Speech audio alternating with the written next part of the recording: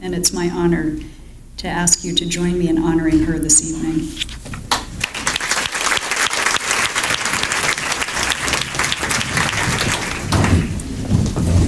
Thank you, Abby. You've made me appear much better than who I know myself to be. Being self-aware, I think some of that was a somewhat, how would I say, kind of exaggerated. There are a few people I would like to thank. I want to thank David Caruso for giving me this honor of being the first faculty member to win the Horace Mann Service Award. Thank you very much. And then there are two insiders, Tracy Thompson and Faith Linsky. I think they nominated me and then got themselves elected to the selection committee. and so I had this little foot in the door. And I was just working at my computer, and these two ladies came in and said, "We have happy news to give you." And so I thank you, Faith, and I thank you, Tracy. Where's Faith? Thank you very much. She's really worked hard.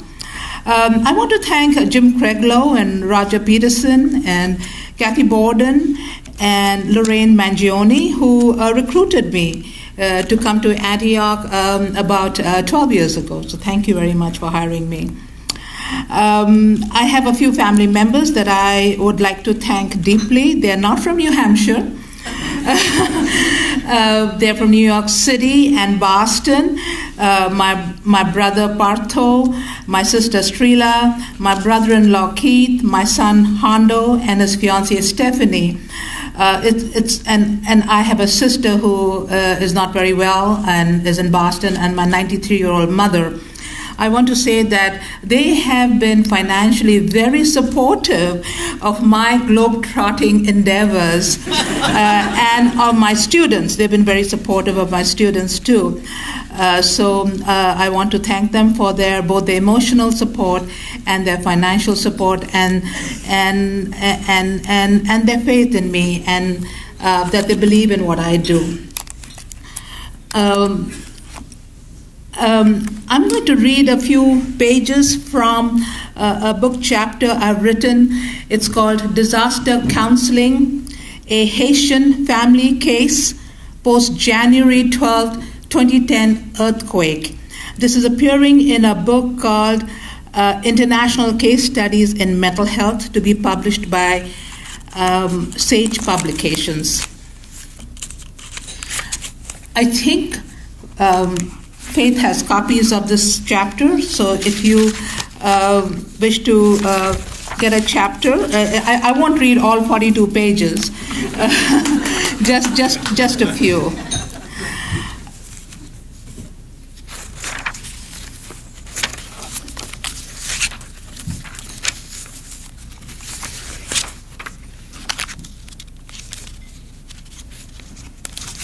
This will give you an idea of what my students from Disaster Shakti and I do when we go to offer counseling services. We don't do like clinical work, but we offer counseling services not immediately after a disaster, because we're all in school, either teaching or taking classes, and it's not safe to go in the immediacy of a disaster. So we go about 3 to 6 months after a disaster, maybe even 1 year. We still go to Mississippi 5 years after Hurricanes Katrina and Rita. Okay, so this is a little bit about our clients. It was 8 a.m.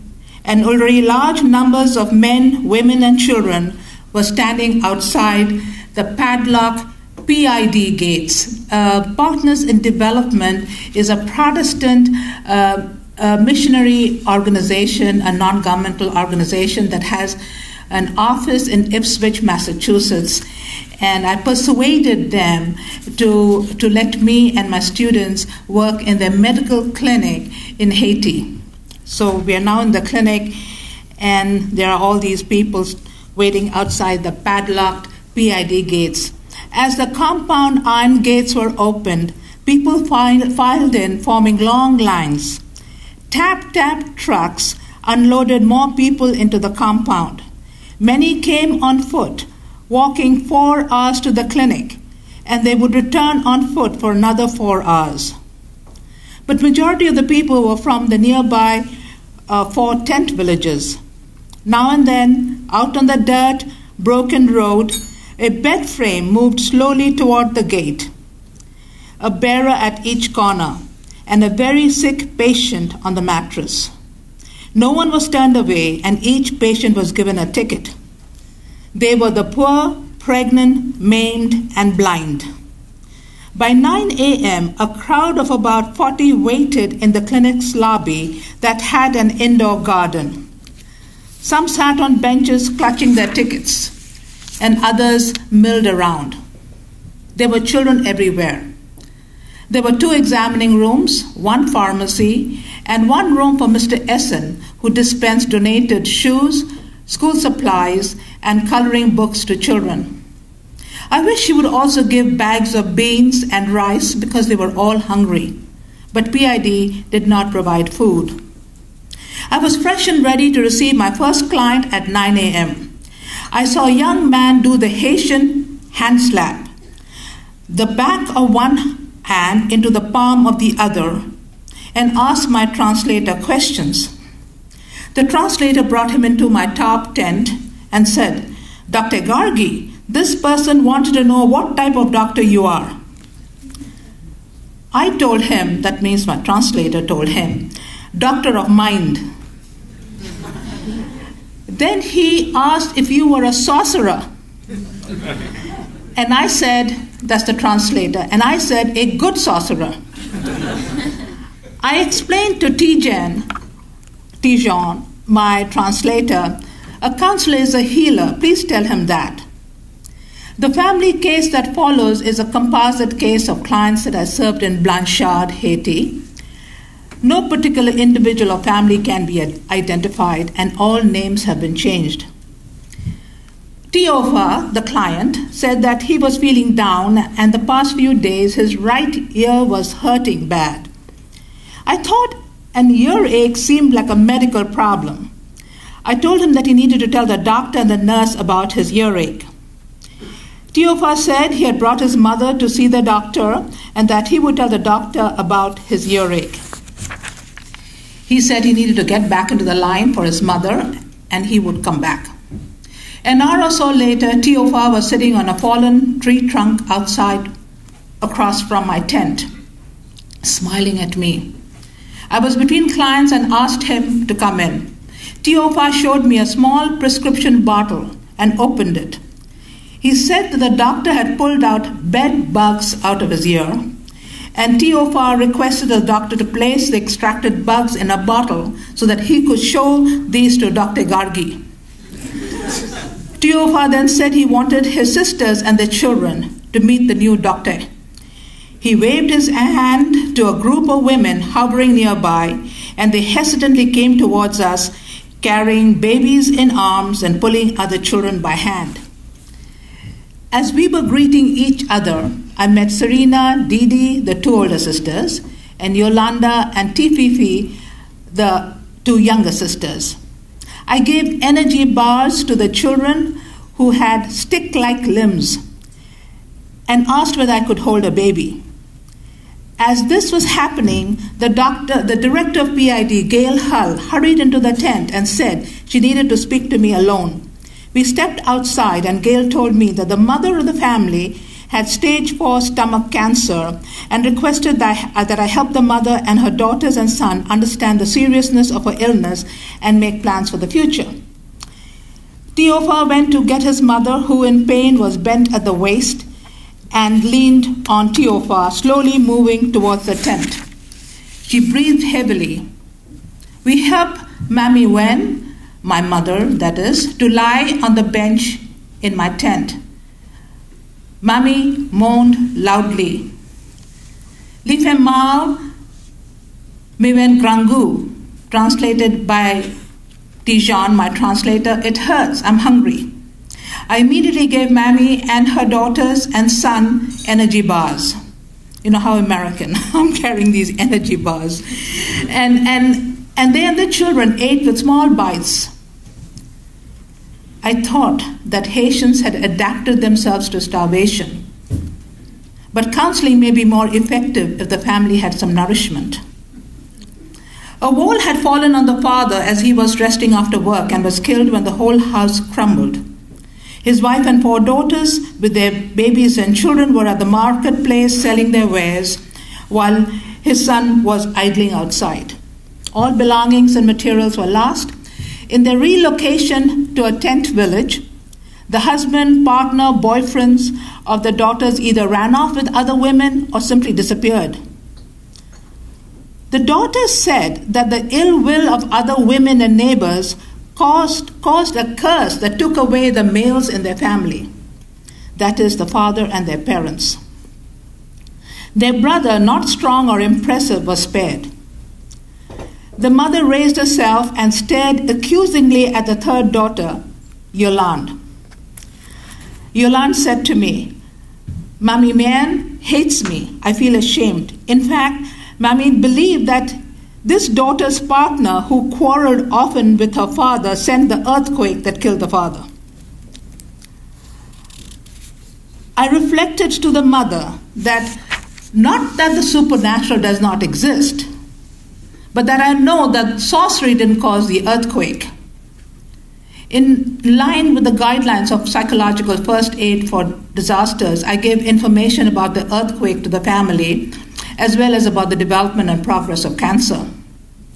Gradually, Mammy softened, but it would take a long time for her to fully reconcile with the surviving members of her family, while her husband was less fortunate. She asserted that only she, at age 50, with her life experience, could manage the household. It would take several months for her to reconcile that she would no longer have the strength and capacity to wield power, as she did as Mommy went to her many children, grandchildren, and extended relatives. Tififi, one of the younger sisters, hardly spoke. She sat on the bench with a despondent, defeated look, her head held low and her arms cradling a baby. Cumulative crises occurring at once, that is, the loss of a strong male figure in the household, an ailing mother, her boyfriend's abandonment, and no house to live in, were probably painful. Tififi appeared to be suffering silently, which warranted closer examination. Serena, the oldest, commented, "We have problems, but we are not dead as yet." Faith in mental health, medicine, prayers, while contradictory, prevailed. Mammy asked that we join hands and say a prayer. In turn, I asked Reverend Nate, who was a pastoral counselor, to lead us in a prayer circle. We met for counseling the rest of the day, and each session ended up with us standing up, holding hands, with Reverend Nate saying a prayer that the Alcante family's new learning on counseling and efforts to renew family life would be blessed. Each session began with progressive muscle relaxation training to help the family members cope with the reported stress reactions of headaches, neck aches, muscle tension, insomnia, and a racing heart. The family described obsessive thoughts, that the earthquake would happen again, and that they felt their bodies shaking as well as their chairs.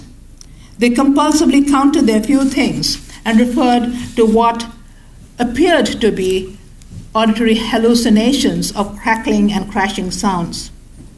The family cursed the demons that possessed their bodies. Remembering the Haitian proverb, "Beyond mountains, there are mountains," I told myself I cannot be incapable of complexity. This was an epiphany for me. Was I going to refuse treatment to people who thought that death, loss, grief, cancer, and physical stress came from sorcery? Thank you. Oh, it's heavy? You need 2 hands. It's very beautiful. Oh my gosh, Horace, Mann. So now we Gargi, on behalf of Antioch University, New England, I'd like to express our gratitude for the victories that you have won through that amazing work for humanity all over the world. Current students and future generations of students will learn from your awe-inspiring work.